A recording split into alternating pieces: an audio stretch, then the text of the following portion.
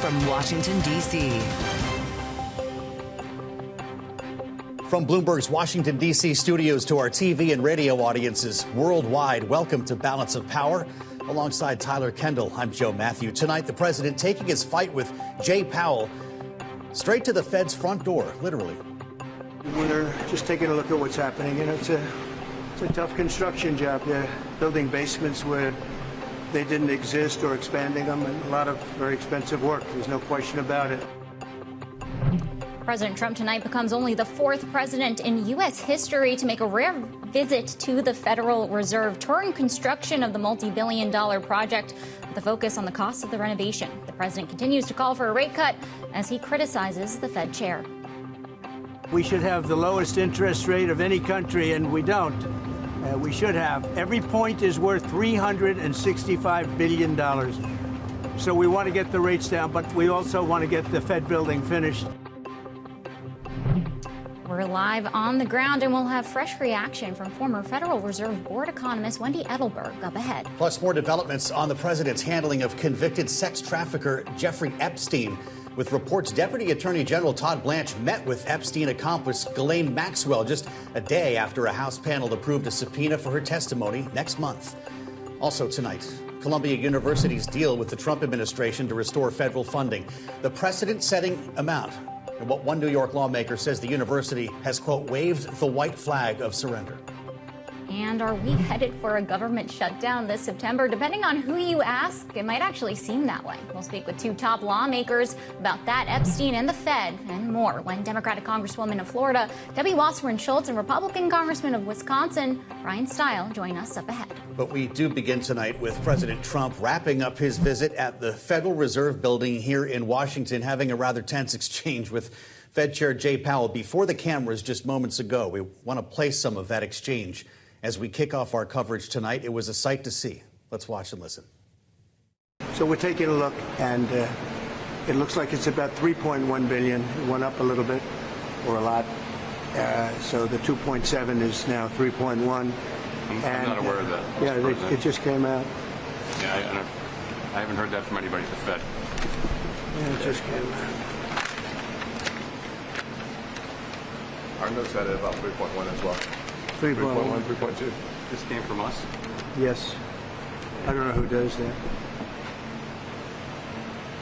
You're including the Martin renovation. You just added our entire capital. Yeah, you just added in a third building is what that is. That's a third building. Well, no, but it's a building that's being built. No, it was built 5 years ago. We finished Martin 5 years ago. It's part of the overall work. But it's not new. So we're going to take a look. We're going to see what's happening, and it's got a long way. Do you expect any more additional cost overruns? Don't expect them. We're ready for them, but we have a little bit of a reserve that we may use, but no, we don't. We expect to be finished in 2027. We're well along, as you can see. A made-for-TV moment right down to the hard hats. The president then spoke to the press alongside Senator Tim Scott, who chairs the Senate Banking Committee, without Jay Powell alongside. For more on details of President Trump's visit to the Fed's headquarters, we turn now to Bloomberg's Kate Davidson. Managing editor for U.S. economic policy here at Bloomberg, helps to lead our Fed coverage. Not sure we've seen anything quite like this. Indeed, the fourth president to visit the Fed, but this time with quite an agenda. Did Jay Powell know he was going to pull that piece of paper out? Did he know that number was coming? Well, the president, I think, posted something about that on social media earlier, and some other Fed or other administration officials have been citing this $3.1 billion number, and we wondered ourselves, what are they looking at? But if you look at the Fed documents, its budget and spending, and you could see pretty clearly that it included, as Jay Powell ended up pointing out during the visit, they were conflating an earlier project that was, as Powell said, completed several years ago, a renovation of one of the other large buildings that houses their economists and staff in D.C., the Martin Building. It's not related to this project. It was completed earlier. They're trying to say, well, it's all part of the overall spending. But clearly, as Powell said, you've added a whole other building. Yeah. Doesn't really seem fair. If you're looking at this very specific project that's underway, the Fed is maintaining that estimate is around 2.5 right now. Well, let's talk about this project because a member of our own Bloomberg team was able to go over, see this tour. What did we actually learn about what's going on when it comes to this renovation that the administration is so focused on? Right. I mean, I thought it was kind of funny. The president said it's nice to be back at a construction site. I mean, that's what it is. And our reporter covers monetary policy, so she went there wondering, well, what exactly am I going to be looking at? Stepping over plywood. Right. I mean, it was a lot of that. Ducking under things. It was. She said it was very hot. I mean, it's out in the open. It's a construction site. But in all fairness, the Fed did have a staffer walk the reporters through and explain some of the features, explain some things that had been changed or pared back, explain some of the reasons why this project is so expensive. It's a very old building. There was a lot of changes needed to address things like asbestos and lead, also to bring the building up to certain safety standards, homeland security standards, things like blast-proofing the building. So they got to hear from the project manager and get a little more insight into some of that. Well, we've played into the optics here. Kate, let's talk about the actual news. The president was asked directly, is this project a fireable offense for Jay Powell? He did not say yes. In fact, he said, I don't want to put this in that category. I would just love to see it completed. So can we not say the one headline to come out of this is that Jay Powell's not getting fired after all? Yeah, it was pretty remarkable, I think. None of us really knew what to expect. We weren't even sure if the Fed chairman was going to appear alongside Trump. So that was remarkable. Can't overstate that. But at the same time, I think maybe we thought it would be a little more combative. They had the tense exchange, as you mentioned. But in the end, he seemed to say, well, we can sort of see what happened here. It's very extravagant, lavish. I forget the exact word he used. But look, we just want it done. And I don't think it's necessary to fire him. And I think, as he said, something like, I think he'll do the right thing. I mean, Fed officials, it's worth noting, they have been signaling that they will be ready to cut interest rates, which is what the president wants, later this year. So I think Trump seems to appreciate that's coming. Gave him a punch on the shoulder at one point in front of the cameras. You wonder if maybe they get to be friends here at some point. Bloomberg's Kate Davidson, thank you so much for helping us walk through this. If you're with us on Bloomberg TV, quite the sight there at the Fed building, and joining us now with a closer analysis of the significance of today's event. Wendy Edelberg is back with us in studio, the Senior Fellow Economic Studies at the Brookings Institution. She's a former Federal Reserve Board economist and former chief economist for the Congressional Budget Office. It's great to have you back. I can't imagine what was going through your mind as you saw this display. We're trying to cut through noise and optics and find news. Did anything happen today that, for instance, a bond trader should be worried about? Well, I think there were reasons to take some of the worst outcomes, at least in the near term, off the table. So that was reassuring. But even having the president, walk around the Federal Reserve in, what is essentially a threatening posture is alarming. Putting the Fed's credibility at risk is nothing but bad for the U.S. economy. Think about Paul Volcker, who became chair of the Fed in the late 70s and was battling to get the Fed to be credible among markets at really being committed to bringing inflation down. In order to do that, in order to gain back credibility, Volcker had to raise the federal funds rate by 9 percentage points.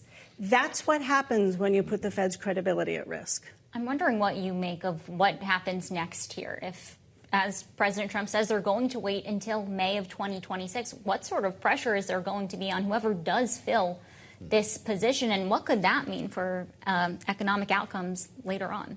I am extraordinarily worried about it.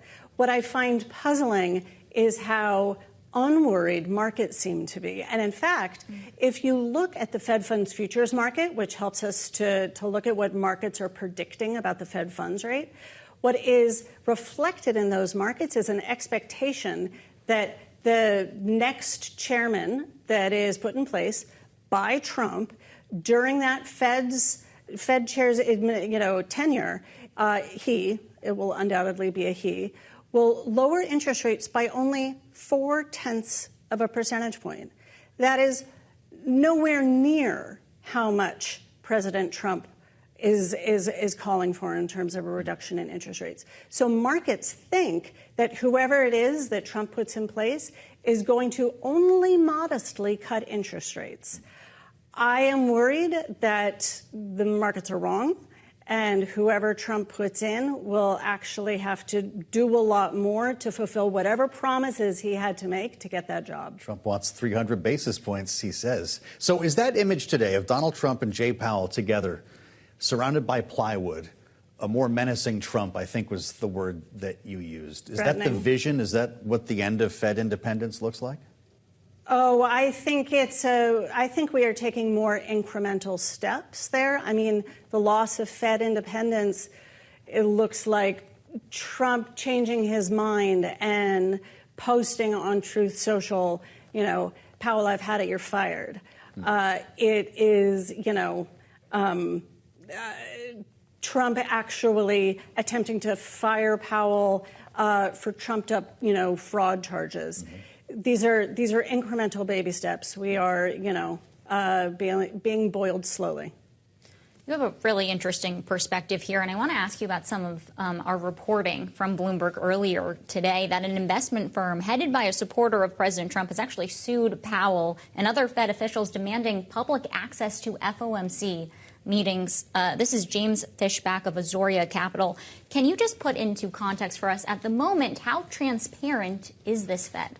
I am mystified by this. This is a more transparent Fed than we've had, as long as I've been paying attention.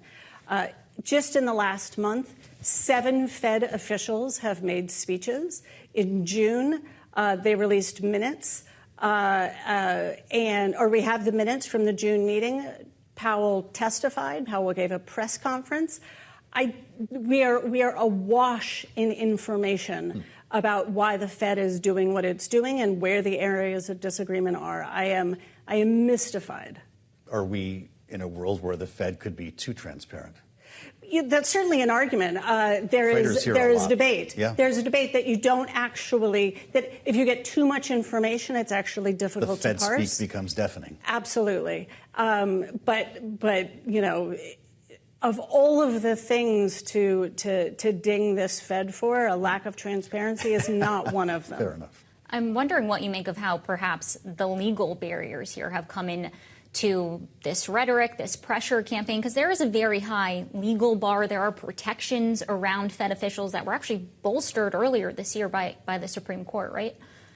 I think those are actually way less important than the public conversation seems to give them credit for. Again, Trump doing something like merely posting on Truth Social, Powell, you're fired, regardless of whether or not the Supreme Court says that Trump really has the ability to just fire Powell on a whim, that would be very unsettling for markets. Anything that suggests that Powell is not the legitimate chair of the FOMC would be really unnerving, regardless of what the legal statute is. How did you read the language from President Trump? Quote, I believe that he's going to do the right thing, he said a couple of times. Is that the same as you've got a nice building there, I hope nothing happens to it? What's frustrating about this, and I know that Trump has people who must have said this to him, is that the more he harangues Powell and the FOMC to cut interest rates, and the more he's buying himself higher interest rates for the exact same reason that Volcker had to keep raising rates in order to keep, meeting after meeting after meeting, convincing markets. Right. No, we really mean it. we are committed to low and stable inflation. Every time Trump harangues Powell, he puts that credibility at risk, and then the Fed has to keep interest rates higher to maintain that credibility. The best thing Trump could do if he wants lower interest rates is to stop talking. All right, a news-making day here in Washington. Wendy Edelberg, Senior Fellow in Economic Studies at the Brookings Institution. Thank you so much for joining Bloomberg. And a short time ago, the president criticized Fed Chair Powell on interest rates, comparing what the U.S. is doing to other nations. Here's what he said earlier. We should have the lowest interest rate of any country, and we don't. We should have. Every point is worth $365 billion. So we want to get the rates down, but we also want to get the Fed building finished. All right, joining us now with the view from the White House is Bloomberg's Kate Sullivan. Kate, thanks for coming along.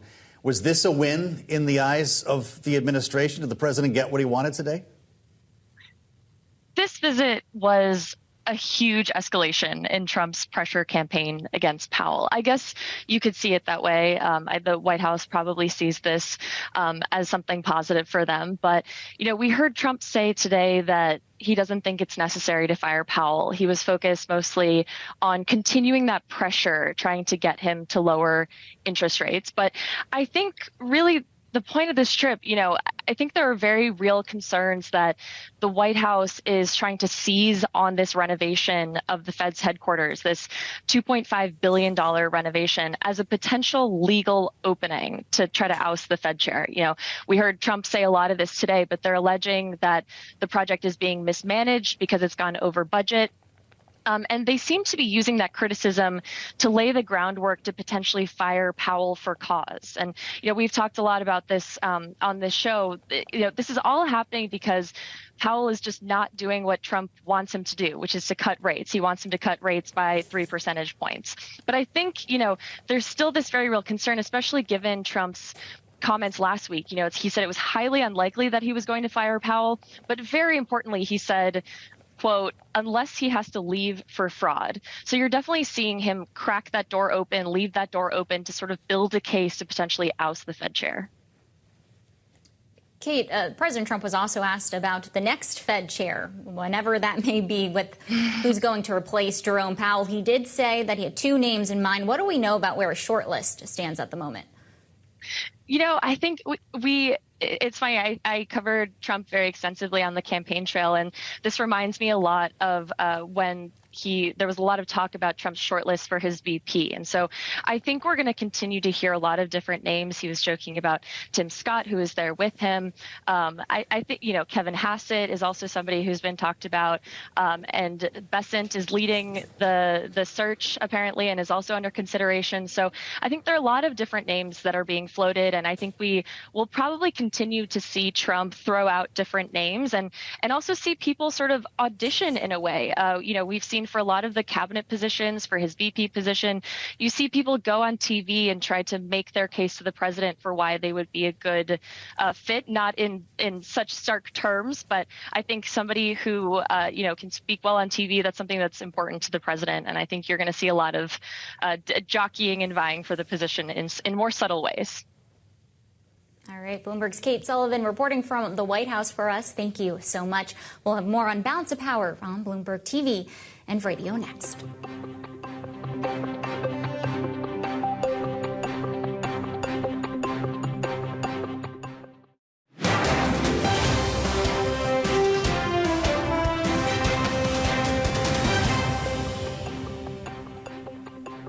This is Balance of Power on Bloomberg TV and radio alongside Joe Matthew. I'm Tyler Kendall.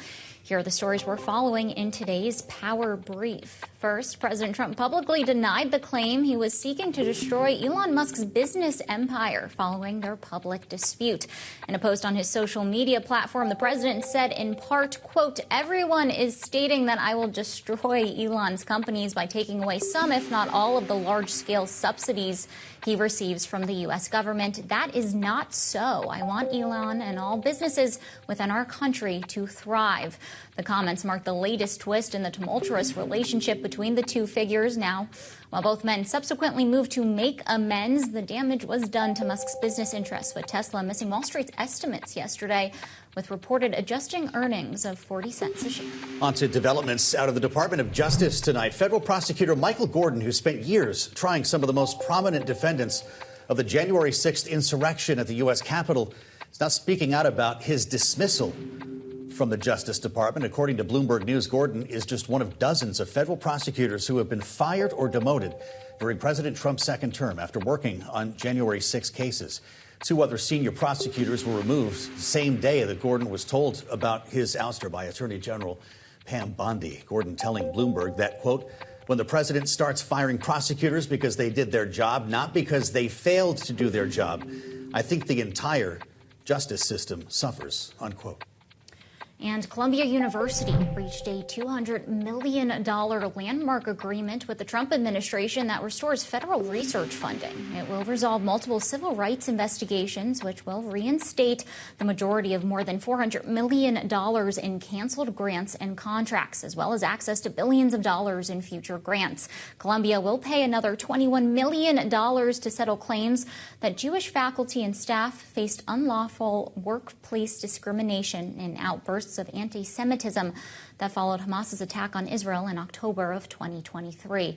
The agreement also includes a series of commitments intended to increase transparency and compliance with federal civil rights laws, but leaves open the possibility of renewed scrutiny in the future. Congressman Jerry Nadler, whose district includes the university and is himself a Jewish Columbia alum, said the university has, quote, waived the white flag surrender to the administration. This morning on Bloomberg Surveillance, Ed Mills, Washington policy analyst at Raymond James, discussed the significance of President Trump's visit to the Fed today and the potential impact on the markets. If you saw Jay Powell resign early or you saw him fired, the concern there would be, you'd actually see the long end of the curve blow out a bit. There is a concern already in the market that we just lifted the debt limit. And with the lift of the debt limit in 2023, the last time we used a lot of extraordinary measures, you had the 10-year go up 100 basis points. Now, we're not calling for that this time, but there is concern that there's a bias higher in long-term rates. And to do anything that could affect that in a negative way is not welcome news by this market. That was Ed Mills, Washington policy analyst at Raymond James. On Bloomberg Surveillance earlier this morning, of course, we're watching to see how Wall Street was reacting to President Trump's visit. And for more on that, we bring in Bloomberg's Romaine Bostick. Hey, Romaine, how's it looking? Yeah, I don't know what the sort of financial market equivalent of a shoulder shrug is, but that's kind of been how the market has been taking this, not necessarily because they're not concerned about it, but the idea is that, well, you don't react to something until you actually get that something. You had the market, equity markets here in the United States hit a fresh record high, 13th record high of the year for the S&P 500 and the 10th record high, 10 record high just in the past 19 to 20 sessions. So most of these record highs, quite frankly, have come within the past 4 weeks. And that is a testament to this idea that a lot of the risk that was priced into this market, whether it was the risk regarding the Fed, whether the risk regarding fiscal policy and tariffs, a lot of that right now, at least the worst case scenarios, have been priced out. Rate cut expectations are a key driver of that. And that has not really changed right now, Tyler, when you think about it. The idea that the Fed told the market at their last couple of Fed meetings that they were looking to potentially cut rates twice this year and maybe 3 or 4 times next year. And that is pretty much what the market still believes is going to happen. You haven't seen a big shift in that. And a big part of the reason is the economic data. It is held up. We got a jobless claims number. This is a weekly number that we get every week, 6 straight weeks now. We've seen that number support the idea that the labor market is still strong. And if the labor market is indeed still strong, there's not going to be necessarily an argument to cut rates anytime soon. Romaine, the president just posted on Truth Social following his return to the White House from his tour of the Fed building that he says it's got a long way to go. Would have been much better if it were never started, but it is what it is, and hopefully it'll be finished ASAP. If the market doesn't care about the Fed chief being fired right now, we think tariffs are priced in, we feel okay about the economy, at least at the moment. Do earnings drive stocks from here? That is what's driving stocks, and most of the folks we've spoken to on my program have said just that. And I just want to just clarify. We talked with David Bahnsen earlier today, Alex Patrone over at Rockefeller, a lot of big investors and strategists, and they made it clear that if indeed we get to a day where Powell is forced out of his seat, you will see a significant market reaction. However, they also make it clear that when you look at market fundamentals and you look at economic fundamentals, they see it holding up, and that should be enough to make the negative impact short-lived. That's the word from Romaine Bostick at World Headquarters in New York. Romaine, thank you as ever. Coming up, we'll take a look to Congress and the conversation with Republican Congressman Bryan Steil of Wisconsin, as well Democratic Congresswoman Debbie Wasserman Schultz of Florida. It's next on Balance of Power on Bloomberg TV and radio.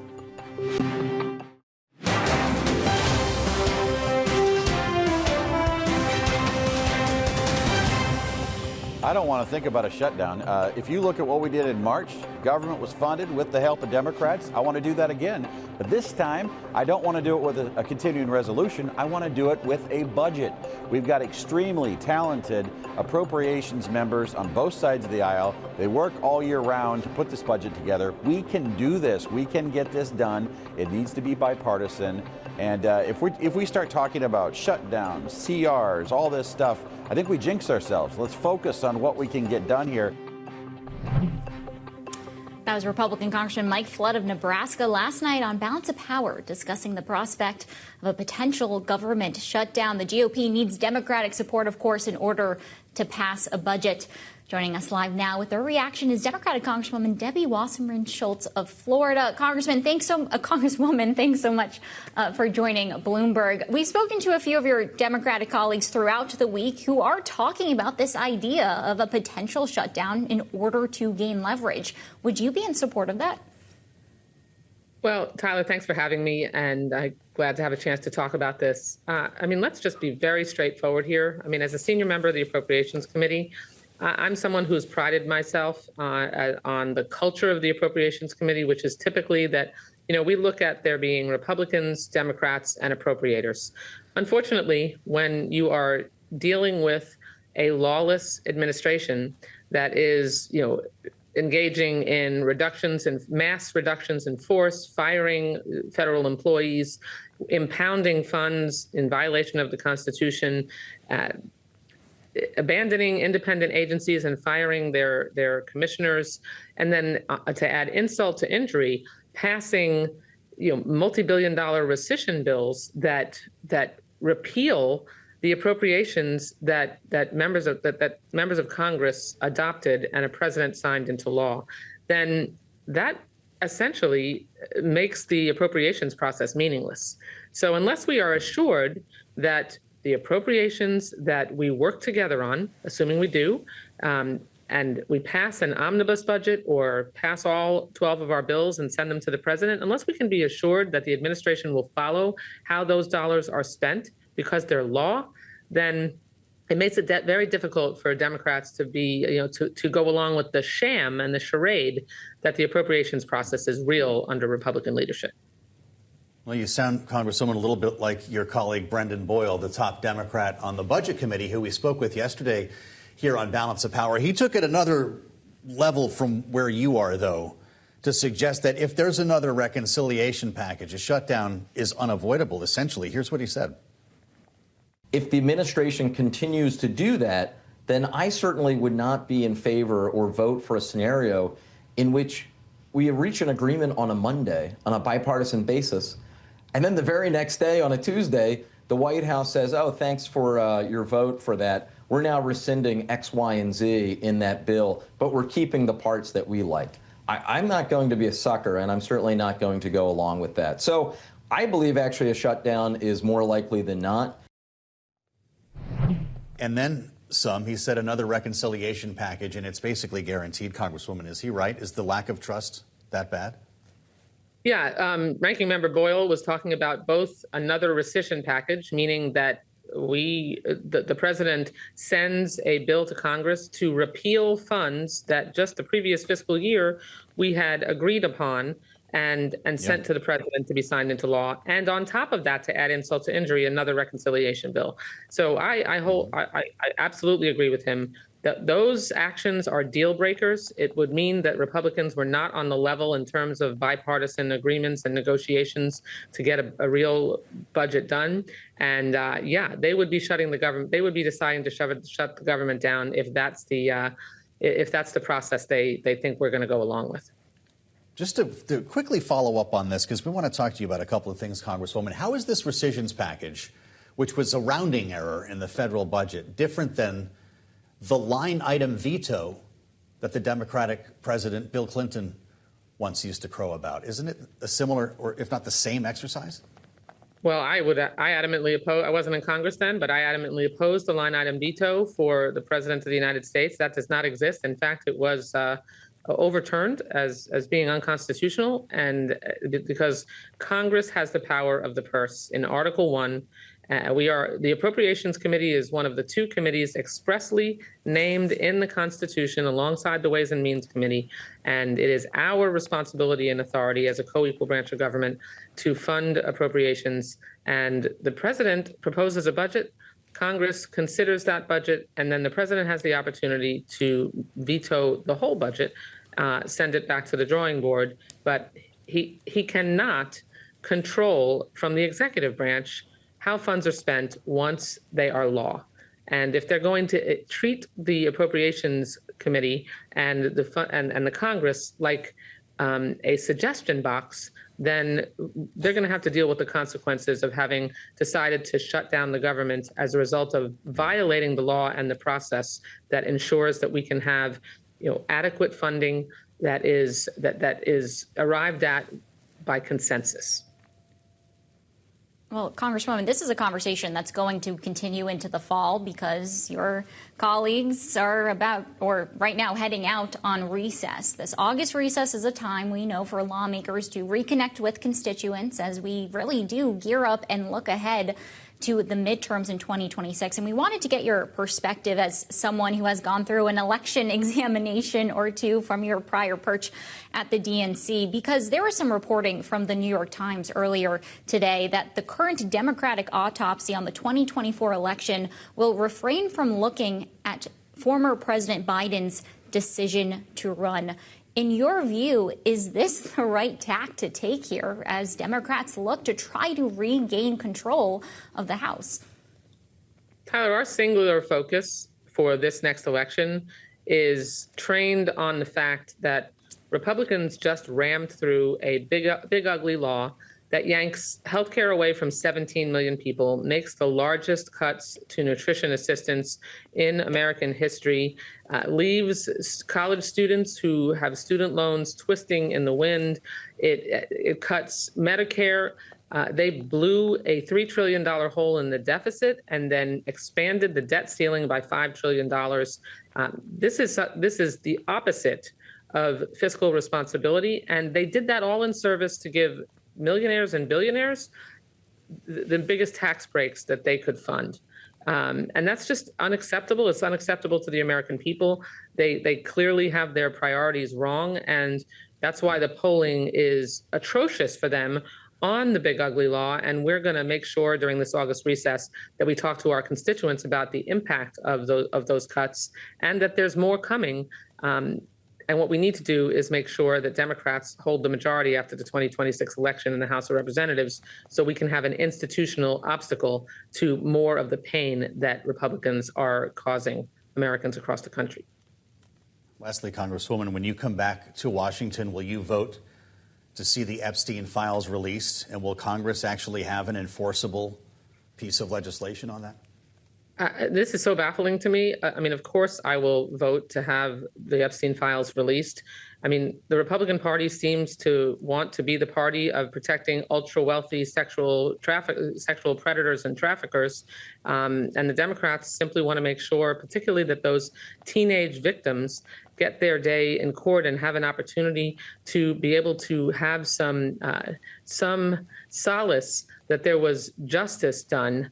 I filed legislation that would revise the Crime Victims Notification Act to ensure that those victims who really got screwed, because when they shifted that case to a court and it ended up getting Epstein nothing more than a misdemeanor, it deprived those teenage victims of being able to have their day in court and express opposition to that sentencing. And that flies in the face of the Crime Victims Notification Act. And we need to make sure that no matter what, victims in situations like that always have the opportunity, as the law intended, to be able to express their concerns in court. And what Republicans are interested in doing is protecting their ultra-wealthy sex traffickers. That's the contrast here. Vote to release the files. I know there are a number of Republicans who are looking to see these released as well. I hope we'll talk about this again. Congresswoman Debbie Wasserman Schultz. Well, I know that you went home a little early. We've been hearing, though, for what it's worth. Release those files. They shut the appropriations process down. They shut the Education and Labor Committee down, and they shut the House down. Sent us on vacation for 6 weeks, all in the name of voting to release those files and protecting Donald Trump. Well, I appreciate your insights. Congresswoman Debbie Wasserman Schultz of Florida, thank you. We do want to talk with a Republican member of the House right now. This isn't where I was planning to start, with Republican Congressman Bryan Steil of Wisconsin, who chairs the admin committee in the House. But why don't we do this? Mr. Chairman, welcome back to Bloomberg TV and radio. I just want to be fair about this, because we have had a number of Republican members tell us on the air that they want to see the Epstein files released. Speaker Johnson did make a decision this week to end voting on the floor, as the Congresswoman suggests, to slow the roll on that process. He says he wants to give the administration time, but it will happen when you return. Is that what you expect, Congressman? Transparency is always a good thing. I think across the board we see members supporting more transparency, not less. Again, these are sealed by a federal court. Congress unilaterally won't be able to completely unwind that. But I'm supportive of making sure that we release everything legally permissible. And I think across the board, sunshine is the best disinfectant. And releasing more information to the American people is always a good thing.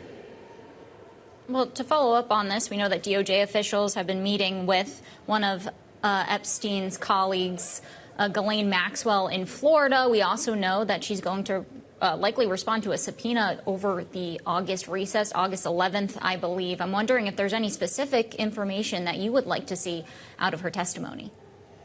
A lot of this, as you know, is going to be played out in the courts, is laid out there by the facts there.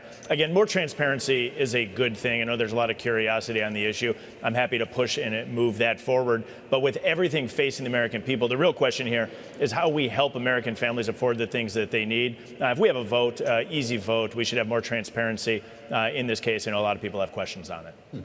An easy vote, says Congressman Bryan Steil. That's fascinating. I wonder how easy the vote might be on another rescissions package, because you might have heard some of the concern from your Democratic colleagues. We heard it just now from Debbie Wasserman Schultz, that if there's another rescissions package, never mind another reconciliation bill, Democrats are not on board to meet you on a budget for the next fiscal year. Congressman, how worried are you that we shut down at the end of September? Well, that was really dangerous and radical rhetoric that we just heard, and we hear it time and again. Let's go back and paint the picture. President Trump tried to spend $1 trillion of taxpayer dollars to bail out student loans unconstitutionally, not one, but twice. President Trump, with my support, we saved $9 billion using the democratic process, having a vote in the House and in the Senate to save taxpayer dollars. The game here is following the Senate rules. Some things take 60 votes, some take 50. The Democrats are simply frustrated that following the Senate's own rules, we were able to save taxpayers $9 trillion.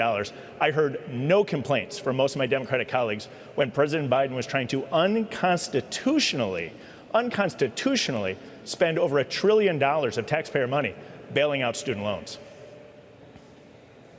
But Congressman, I want to bring up one point that your colleague Mike Flood made to us yesterday. He said that he doesn't want to hear anything further when it does come to rescissions packages. But we do know that this is a goal of the administration. The OMB director, Russ Vought, said that this past one was just a trial. Are you in support of more cuts down the line? We're hearing potentially that education funding could be on the chopping block.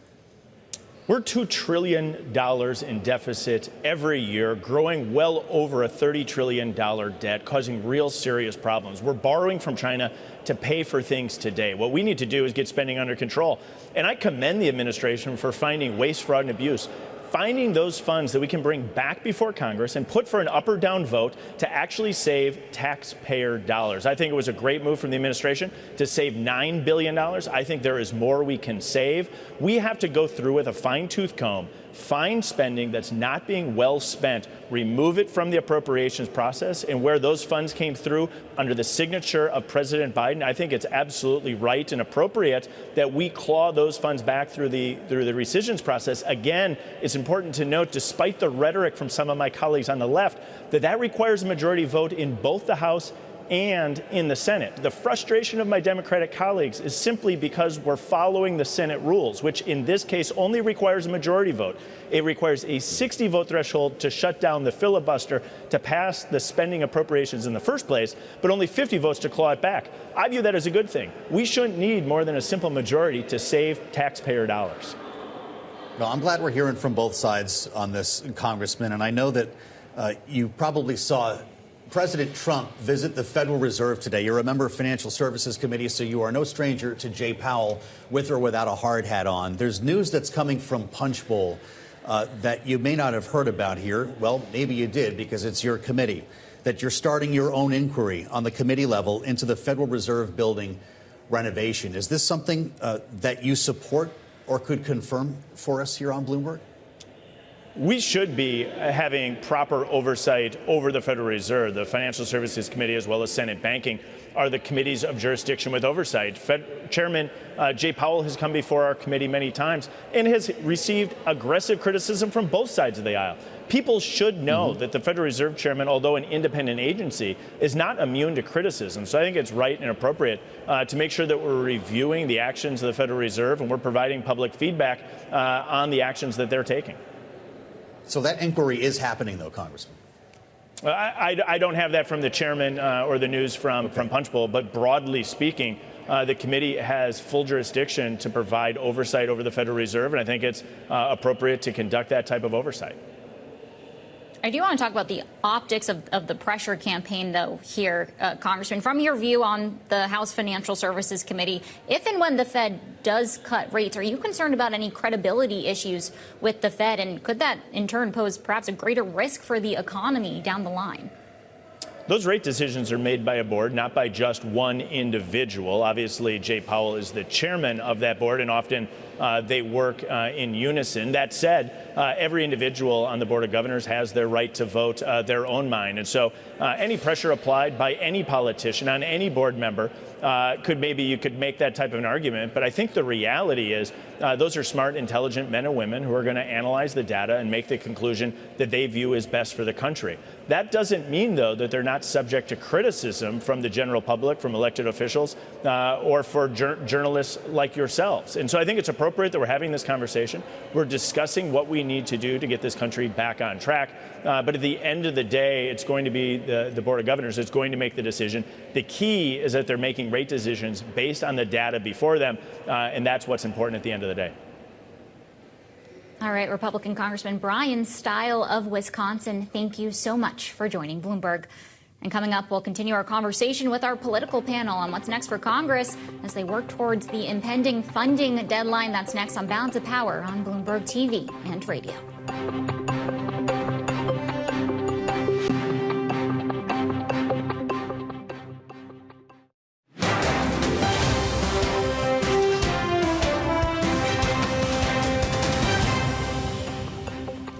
This is Balance of Power on Bloomberg TV and radio alongside Tyler Kendall. I'm Joe Matthew.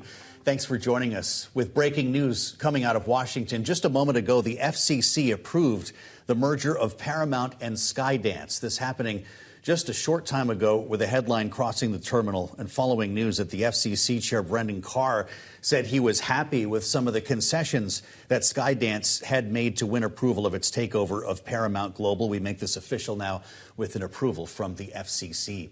Turning back to our top stories of the day here in Washington and with their reaction to President Trump's visit to the Fed, among other stories, this evening's political panel. Jim Messina is here, founder, CEO of the Messina Group, our Democratic strategist, alongside Republican strategist Sarah Chamberlain, the president, CEO of the Republican Main Street Partnership. It's great to see both of you here. Sarah, the president today, in what appeared to be more of an optical exercise, maybe a political exercise than a monetary one, made tracks to the Fed with a hard hat on. He did. What's the impact here and what message is he trying to send other than resign?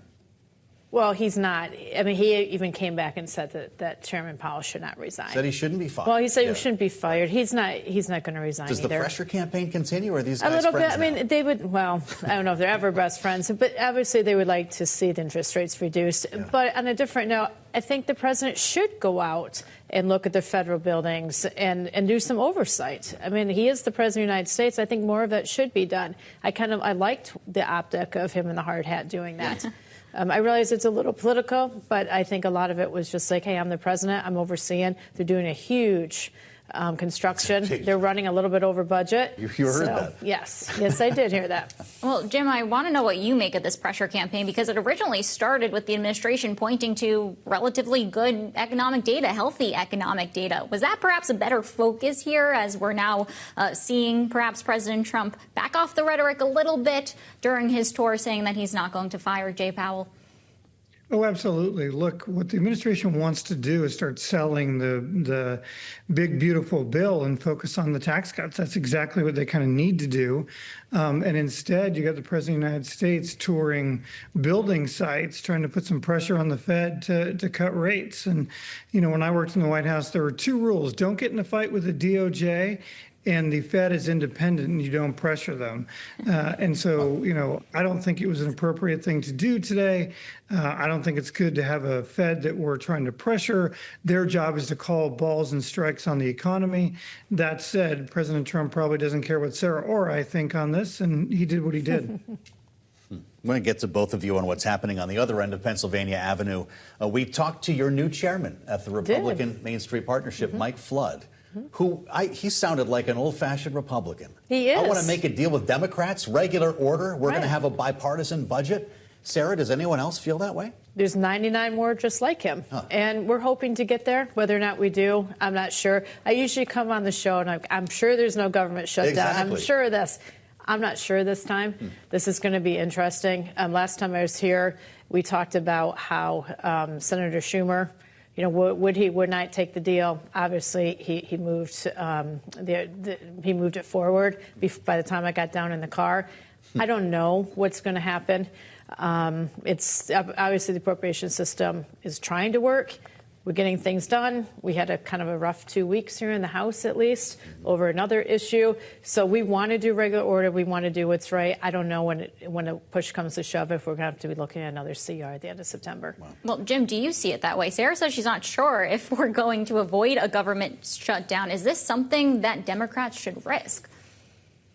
Well, look, I agree with Sarah. We do need to get back to a regular order. I think the work her organization is doing is really, really important. We got to put the politics aside and just go govern, just go get some of these things done, go pass regular order bills, pass appropriation bills, pass a budget, do all these things. Unfortunately, as Sarah points out, we just adjourned the House because of the Epstein files, and we're not going to do anything for the next 6 weeks. And 4 weeks after that, we have a possible government shutdown. So this is exactly what we should not be doing right now, and we need kind of more people in the middle, like Sarah and her organization, to work together with the Democrats to get things done and move this country forward and stop playing politics. Well, we're just a big mushy middle here tonight. We are. This is great. Thank you, Jim. You mentioned another issue. I assume you did mean Jeffrey Epstein. Are the files going to come out when members come back? I don't know. Yeah. I mean, that's a mess. They could have come out a couple years ago. Obviously, the judge does not want to release the transcript. I don't know. It is just an absolute mess. Most of our members would like to see more transparency there. I think that they've spoken on that. Bryan Steil was just on as well. Yeah. They want to see transparency. Hopefully we can get a little more information out and then move past this issue, because I think American people care about it. Certainly people should be arrested. Right, but it is slowing business down, and we are looking at potentially government shutdown on September 30th. All right. Unfortunately, we have to leave it there. We're out of time. But to our political panel tonight, Jim Messina and Sarah Chamberlain, we thank you both so much for joining Bloomberg. And to be sure to follow all of the stories we've been discussing, check out the Washington Edition newsletter on the terminal and online. That was a great panel. And we get to do this all over again tomorrow. It'll be Friday on Balance of Power. Alongside Tyler Kendall, I'm Joe Matthew. This is Bloomberg TV and Radio.